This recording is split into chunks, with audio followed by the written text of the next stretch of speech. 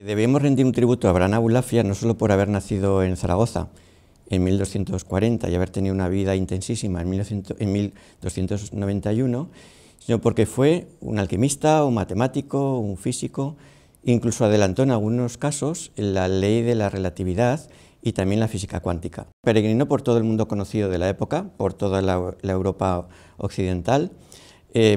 Nace en Zaragoza, como decíamos, luego se traslada a Tudela y desde allí embarcan a Barcelona, itinerando por todos los centros los culturales más elitistas de su época, en busca fundamentalmente pues, de la cábala, de la aparición del Mesías. Una gran parte del legado es desconocido para la inmensa mayoría de los europeos, ya no digo de los españoles, porque todavía su obra en gran medida sigue estando inédita, sigue estando escrita en hebreo, un hebreo muy complicado. Luego, ese legado no es conocido más que en los grandes círculos científicos, pero fundamentalmente diría la universalización del conocimiento, el intento de que la cábala, que es una mística escrita por hombres filósofos solamente para filósofos, sea divulgada. Es un proyecto que en principio es modesto, pero bueno, es una experiencia piloto.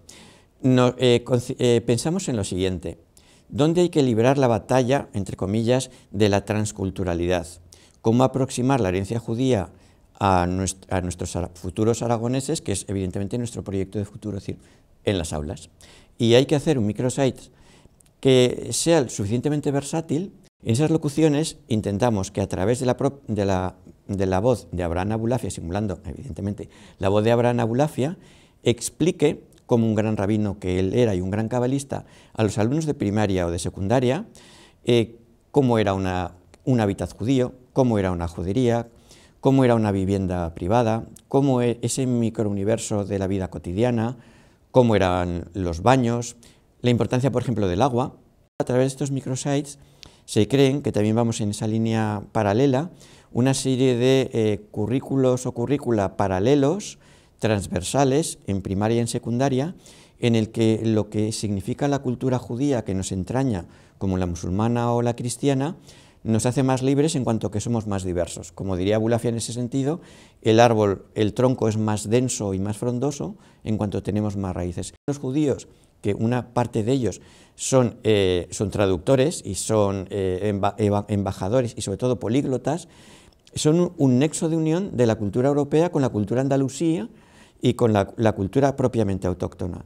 Entonces, esa convivencia desde los comienzos es fluida, porque también, a diferencia de otros territorios, como puede ser la Corona de Castilla, los fueros de Aragón le otorgan determinados derechos que en otras localidades no tienen, como por ejemplo el acceso a la propiedad privada. Lo que querríamos es esa herencia, que parece como muy ajeno, es muy intrínsecamente nuestra, intrínsecamente española, y de hecho es una causalidad, como hablaba Abulafia, y eso me retrotrae a la sincronicidad de Jung. Las cosas pasan por algo. Esa herencia, que pensamos que nuestra herencia solamente es cristiana, pero la herencia europea, y por eso Horizonte 2020 en Europa, y por eso el Año Cultural Europeo, es volver a las raíces de Europa, a las raíces judeocristianas. Lo que intentamos a través de este rescate, incluso de documentos y demás, es que los judíos, yo pienso, que eran unos aragoneses, pero con una religión distinta. Entonces, ellos también se sienten aragoneses, como se demuestra en el momento de la expulsión, en que la dialéctica es que es ser primero aragonés o ser judío. Y de hecho, la mitad de los judíos se convierten y continúan en Aragón. Luego, es una herencia no muy lejana, pero que es completamente desconocida.